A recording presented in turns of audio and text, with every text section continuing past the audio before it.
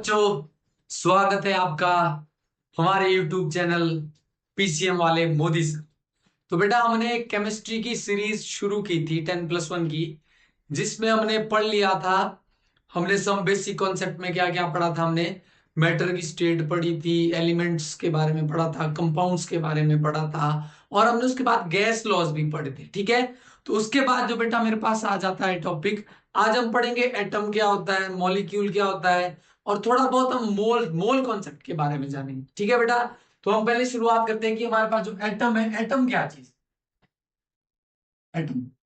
तो बेटा जो एवरीथिंग, जो हमारे यूनिवर्स में जितनी भी चीजें हैं, मैं हूं, आप हूं, या बाकी जितनी भी सारी चीजें हैं, वो किससे बनी है? एटम से बनी है। ठीक है, तो एटम क्या बोल सकते हैं हम? एटम की अगर मैं सिंपल डेफिनेशन बोलूं तो एटम क्या होता है? Atom is the smallest particle, atom is the smallest particle of an element, is the smallest particle of an element which may or not may have independent existence। अब इसका क्या मतलब हुआ? ये एनसीईआरटी की डेफिनेशन है बेटा। ये क्या बोलता है कि एटम एक छोटे से छोटा पार्टिकल है, किसका? किसी एलिमेंट। ठीक है, एटम एक छोटे से छोटा पार्टिकल है किसी एलिमेंट का, जो इंडिपेंडेंटली एग्जिस्ट कर भी सकता है और नहीं भी कर सकता है। ठीक है बेटा, सिंपल डेफिनेशन है। ठीक है, हर एक चीज, जो जितने भी मैटर है, मैटर किससे बने हैं? एटम से बने हैं। उसके अंदर एक छोटे छोटा पार्टिकल जो एटम से मिलके एक बड़ा मैटर हमारे पास बन गया। ठीक है, समझ आई ये चीज? तो ये एटम होता है। एटम क्या होता है बेटा? Smallest particle of an element which may और not may have independent exist. मतलब ये इंडिपेंडेंटली एग्जिस्ट कर भी सकता है, कर भी नहीं सकता है। ठीक है बेटा, अब मेरे पास क्या आता है? अब आता है मेरे पास सेकंड टाइम की मॉलिक्यूल क्या होता है। मेरे पास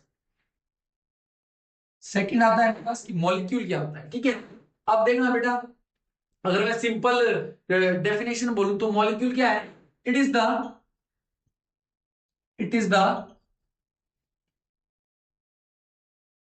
combination of combination of two or two or more than two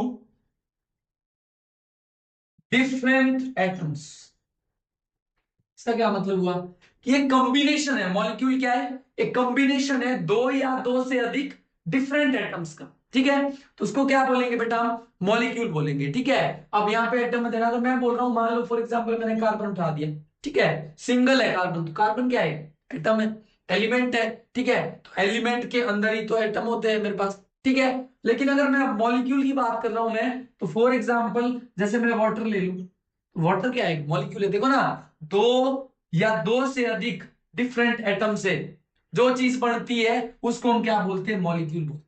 देखो यहाँ पे ऑक्सीजन और हाइड्रोजन से मिलके क्या बना मेरे पास? वाटर बना।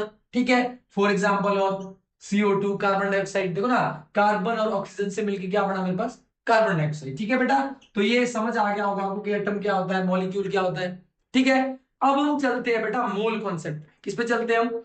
मोल कॉन्सेप्ट पे। ये चीज आपको समझ आ गई होगी। अब ये मोल क्या चीज है? अब बेटा हमने फिजिक्स में पढ़ा था, हमने 7 फंडामेंटल फिजिकल क्वांटिटी पढ़ी थी, जिसमें एक अमाउंट ऑफ सब्सटेंस भी था। ठीक है, अमाउंट ऑफ सब्सटेंस भी था, और उसको जो उसकी जो एसआई यूनिट थी मेरे पास, वो क्या थी मेरे पास? मोल। ठीक है, तो वही वाला मोल है बेटा ये भी। ठीक है, तो हम जाते हैं किस पे? मोल कॉन्सेप्ट, मोल। ठीक है, अब ये मोल क्या चीज है? मोल कुछ नहीं है बेटा। मोल क्या है? It is the unit of amount of substance. किसी सब्सटेंस को मेजर करने की यूनिट, उसको क्या बोलते हैं? मोल बोलते हैं। तो सिंपल अगर मैं डेफिनेशन बोलूं तो it is the unit of amount of substance. और सब्सटेंस में क्या क्या चीज आती है? सब्सटेंस में मेरे पास क्या क्या आ जाएगा? एटम आ जाएगा, मॉलिक्यूल आ जाएगा मेरे पास। ठीक है, आयंस आ जाएंगे मेरे पास, पार्टिकल्स आ जाएंगे मेरे पास, ठीक है। तो ये सारी चीजें आ गई मेरे पास किसमें, सब्सटेंस में, ठीक है। तो सब्सटेंस को जिसमें मेजर किया जाता है उसको क्या बोलते हैं बेटा, उसको क्या बोलते हैं, मोल बोलते हैं उसको, ठीक है। और एक चीज याद रखना बेटा, जो मेरे पास 1 मोल है, हमेशा याद रखना 1 मोल बराबर होता है किसके, एवोगैड्रो नंबर के। मैंने उस टाइम जो हमने गैस लॉ का लेक्चर पढ़ा था उसमें मैंने बोला था कि एवोगैड्रो को याद रख लो, यही है बेटा वो सारी चीजें इसमें काम आएगा, एवोगैड्रो नंबर, ठीक है। तो किसके बराबर होता था, ये होता था मेरे पास 6.022 इंटू 10⁻23 एटम्स, एटम्स। और क्या हो सकता है यहाँ पे, मॉलिक्यूल्स भी हो सकते हैं, और क्या हो सकता है यहाँ पे, पार्टिकल्स भी हो सकते हैं, ठीक है बेटा। तो 1 मोल बराबर होता है किसके, 6.022 इंटू 10⁻23 एटम्स। याद रखना इस नंबर को, ठीक है, समझ आई ये चीज। तो 1 मोल बराबर किसके होता है, 6.022 इंटू 10⁻23 एटम्स भी हो सकता है, मॉलिक्यूल्स भी हो सकते हैं, पार्टिकल्स भी हो सकता है मेरे पास, ठीक है बेटा। तो ये चीज है, अगर फॉर एग्जांपल जैसे मैं बोल दूं मेरे पास क्या है, मेरे पास क्या है, मान लो मेरे पास है 1 मोल, मेरे पास क्या है, मार्कर है मेरे पास, ठीक है। जैसे मान लो मैं क्या बोल रहा हूं, मेरे पास 1 मोल मार्कर है, ठीक है। तो मेरे पास कितने मार्कर है, तो मेरे पास कितने मार्कर है बेटा, 6.022 इंटू 10⁻23 मार्कर है मेरे पास। समझ आई ये चीज, ठीक है। अब मैं बोल दूं और क्या बोल दूं, मान लो मेरे पास क्या है 1 मोल मेरे पास क्या है, 1 मोल बुक्स है मेरे पास, कितनी है, 1 मोल बुक्स है मेरे पास, ठीक है। तो कितनी बुक्स है मेरे पास, कितनी बुक्स है मेरे पास है 6.022 इंटू 10⁻23 बुक्स, मेरे पास इतनी बुक्स है। तो याद रखना बेटा ये चीज, 1 मोल किसके बराबर होता है, 6.022 इंटू 10⁻23 एटम्स, मॉलिक्यूल्स और पार्टिकल। देखो यहां से सिंपल एग्जांपल, मान लो मैं बोल रहा हूं मेरे पास कितने 1 मोल मार्कर, तो कितने मार्कर है मेरे पास, 6.022 इंटू 10⁻23 मार्कर है मेरे पास, ठीक है। मैं बोल रहा हूँ 1 मोल बुक्स है मेरे पास, तो कितनी बुक्स है मेरे पास, 6.022 इंटू 10⁻23 बुक्स। समझ आई ये चीज, ठीक है। अब अगर मैं बात करूं बेटा, इसके बाद अगर मैं बात करूं, तो अगर मैं कार्बन एटम की बात करूं,